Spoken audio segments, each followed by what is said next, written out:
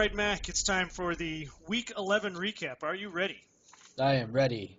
All right, we're looking at Maryland at number 13, Michigan State. Now, you picked MSU 45, Maryland 14. The score was MSU 24, Maryland 7. So it looked like MSU had a tough time getting started, but they pulled out the win anyway. What happened?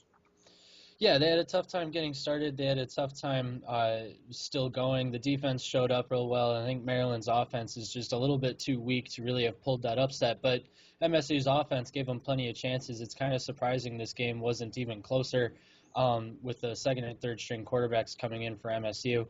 MSU's offense was just off balance, and lucky for them, the defense was able to step up. Number 3, Ohio State at Illinois. Now, you picked OSU 35 and Illinois at 28.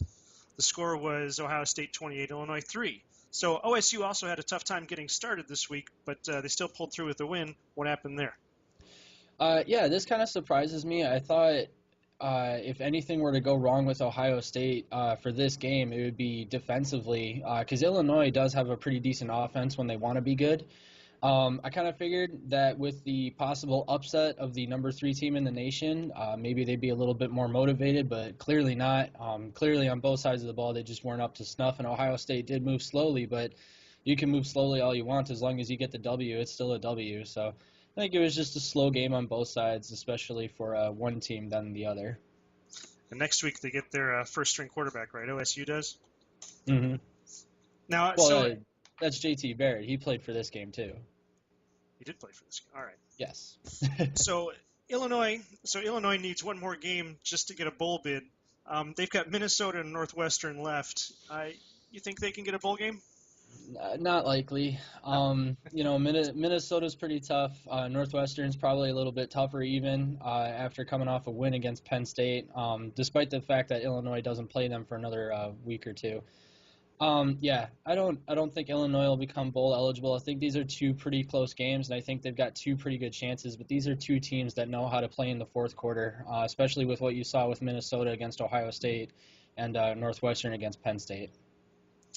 Moving on to number 18, Northwestern at Purdue. You picked Northwestern 38, Purdue 17. The score was Northwestern 21, Purdue 14. Pretty close there. Not a bad showing by Purdue, given the season they've had, but Northwestern comes away with another win. I'm not sure there's much to talk about here. Purdue just seems to be riding out the season. Northwestern looks to get a decent bowl bid. What do you think? Yeah, Purdue's not going anywhere. Their coach might be, unfortunately, but after this season, Purdue's not going anywhere. Not entirely sure they're going to be expecting much out of the last couple of weeks for this season anyway. Northwestern had a good shot at maybe going somewhere, and I think they still do, but they're not really going to go anywhere way too important at this point. They're just trying to get the W's to try and go up against a relatively good team in a bowl game so that they get some sort of motivation going into next season. But that's really all Northwestern has to play for at this point. Moving on, number 14, Michigan at Indiana. You picked Michigan 35, Indiana 15. The score was Michigan 48, Indiana 41. Even though Michigan was the point favorite in this, a lot of people thought that Indiana was going to pull the upset. Most of us watching thought Indiana was going to pull the upset there. So we have a brutal, emotional couple of overtimes, and we found out why. Still, Michigan gets the win. What happened there? Well, the win came down to finally Michigan's defense decided to play some coverage. I think a lot of people, Michigan State, and Ohio State in particular, underestimated Indiana's offense and how quickly and up-tempo they are. And you know what? If you have so many good players on your offense like Sudfeld, like their running back, and they're all healthy and ready to go and motivated by a possible upset, and they're at home, so they have the support of their fans there. I mean, you really can't overlook that type of team. Indiana hasn't been strong lately, but they're getting stronger and stronger every season, it seems like. It was a great up-tempo offense. Michigan matched the up-tempo offense and was able to eventually win the game. Did look scary. They did have to pull some things together, but in the end, it was just the better offense won, even though Indiana definitely looked like the better offense at one point. All right, moving on. Nebraska at Rutgers. You picked Nebraska 52, Rutgers 35. The score was Nebraska 31, Rutgers 14. So Rutgers is basically on the bench with Purdue. Nebraska needs one more win for a bowl bid. They have a bye week this week. Then it's up against the potentially undefeated Iowa Hawkeyes. But it's a home game for Nebraska. So first, what happened against Purdue? And second, does Nebraska have a chance at a bowl game? Not Purdue, Rutgers. Rutgers, yeah. Yeah, I think Nebraska What's the difference? Nebraska has a chance at a bowl game. I think especially so since coming off that upset against Michigan State. You know, that was a very unlikely game, and they proved that they could do it. You know, because they did it. And so for this game in particular, though, Nebraska at Rutgers, this is surprising that the offenses weren't able to get going as much as they could have. You know, I know Nebraska still put up 31 points, and for some teams that's a lot.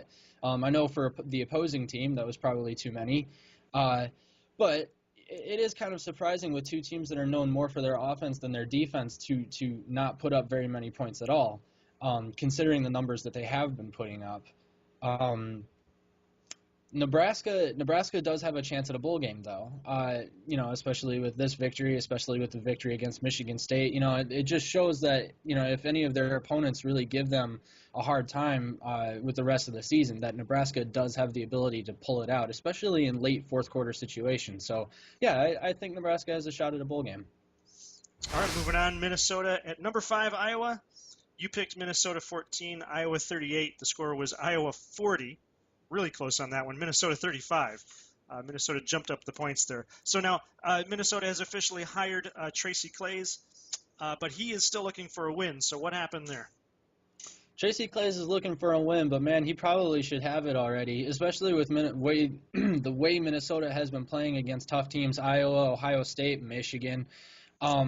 Minnesota, I'm kind of surprised they didn't get an upset at least somewhere in there with how motivated and passionate this team is playing. I would have looked for the upset to be here against Iowa. Iowa really hasn't played a spectacular team just yet, and Minnesota really looked like it, especially offensively. You know, offensively, Minnesota's been good, but they haven't been fantastic. They did get shut out earlier this season, I believe. So the fact that they were able to put up as many points as they did against Iowa is actually really intriguing. Iowa, however, really needs to be on their toes defensively speaking. Minnesota is probably one of the tougher teams they've played this season. So if Minnesota can do this against their normally very consistent and good defense, Iowa really does need to be careful. But as far as this particular game goes, it was a classic upset bid that Minnesota just couldn't follow through on. It'll be interesting to see how Iowa, presumably Iowa's going to the championship game. It'll be interesting to see how they handle the East Division, given that, of course, Ohio State is looking to probably be headed to the championship game, but they've got Michigan and Michigan State chomping at their heels. So there's that competition going on in the East, and Iowa running the table in the West. So, yeah, that's setting up for an interesting or possibly a real huge blowout for the championship game. Yeah. So your score this week for picking the games, you were 100%. You went 100%. I can't remember. So your score this week picking the games was 100%. 6 for 6. That's the number I was looking for. All right. 6 for 6. So Mac, give him your Twitter address. MacDaddy0562. And you can follow us at Rivalry B1G and TeamRivalry.com. We will see you in week 12. All right. Test here. See if I can. Hey, now they're side by side. I wonder what I did last time if they went side by side. It just doesn't like you.